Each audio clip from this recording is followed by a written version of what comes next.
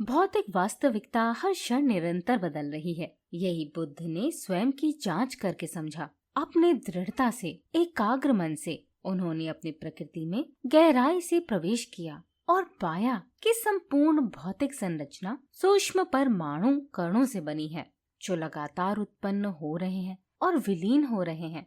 उन्होंने कहा कि एक उंगली चुटकी बजाने या आंख झपकने में इनमें से प्रत्येक कण कई खरबों बार उत्पन्न होता है और विलीन होता है।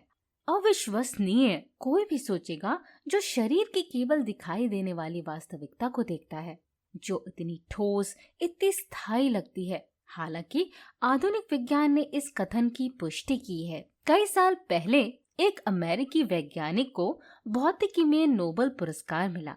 लंबे समय तक उन्होंने उन परमाणु कणों का अध्ययन किया और प्रयोग किए जिनसे भौतिक ब्रह्मांड बना है। ये पहले से ही ज्ञात था कि ये कण बड़ी तेजी से बार बार उत्पन्न होते हैं और विलीन होते हैं। अब इस वैज्ञानिक ने एक ऐसा उपकरण विकसित करने का निर्णय लिया जो एक सेकंड में एक कण कितनी बार उत्पन्न होता है और विलीन होता है ये गिन सके। उन्होंने बहुत सही ढंग से अपने आविष्कृत उपकरण को बबल चेंबर कहा और उन्होंने पाया कि एक सेकंड में एक परमाणु कण 10⁻22 बार उत्पन्न होता है और विलीन होता है।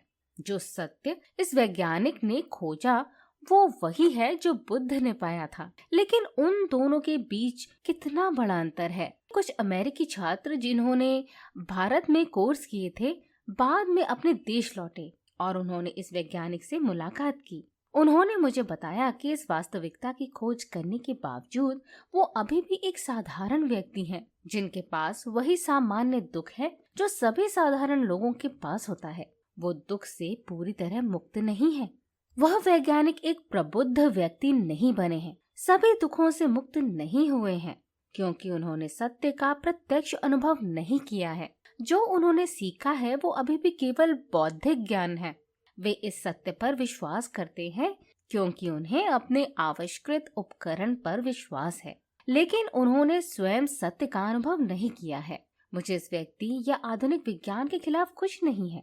हालांकि व्यक्ति को केवल बाहरी दुनिया का वैज्ञानिक नहीं होना चाहिए। बुद्ध की तरह व्यक्ति को भीतरी दुनिया का भी वैज्ञानिक होना चाहिए, ताकि सत्य का प्रत्यक्ष अनुभव कर सके। सत्य का व्यक्तिगत साक्षात्कार स्वचालित रूप से मन के आदत पैटर्न को बदल देगा, ताकि व्यक्ति सत्य के अनुसार जीना शुरू कर दे। हर कार्य अपनी भलाई और दूसरों की भलाई की ओर निर्देशित होता है।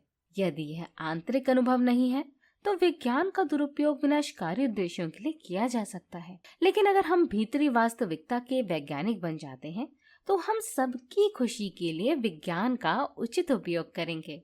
ये कहानी भौतिक विज्ञान और आध्यात्मिक ज्ञान के बीच के संबंध को दर्शाती है और बताती है कि केवल बौद्धिक समझ काफी नहीं है, व्यक्तिगत अनुभव भी आवश्यक है।